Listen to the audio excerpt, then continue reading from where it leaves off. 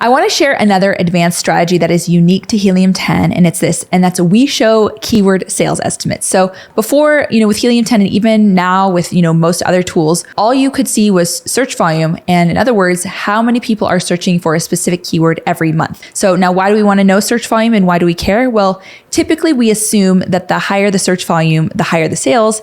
And for the most part, that's actually true. But at the end of the day, wouldn't you rather know the estimated number of sales tied to a keyword? Because it's not always a direct relationship between high or low search volume and high or low sales. So let me show you what I mean. So if I go into Cerebro, so I've actually done a reverse ASIN search on our coffin shelf here. So these are all the results that we've got here. So we've got search volume here and then the keyword sales. Okay, so we've got 153,000 search volume right here with close to 1,500 sales. This is actually quite a bit less of a search volume and it has a little bit more sales. So between the two, you might want to think, okay, is this one more relevant or not? But some of these are actually really broad, so it might actually be harder to convert. So that's something to consider. But we've got a much lower keyword sales here for bedroom decor, which is much more broad as well. So if we continue scrolling down, something that you might want to also take a look at is the search volume versus the number of sales. So Gothic decor, this is probably pretty broad, and it's a very low number of sales compared to search volume. So you're going to have a pretty low conversion rate there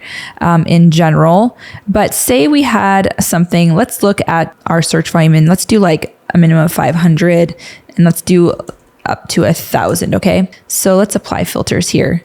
And we're going to see kind of a lower search volume. So sometimes you can actually see with the search volume that's lower, you can actually see higher sales. But okay, so we've got 18 sales for 798 searches. Something you could do is compare kind of the ratio. It's like, okay, so I get there's 18 sales total out of this lower search volume. But if I can capitalize on all of these, keywords that have lower search volume, that maybe everyone else is going after those higher search volume keywords, maybe I have a better chance on these lower search volume keywords because there's actually a higher percentage of conversion rate there.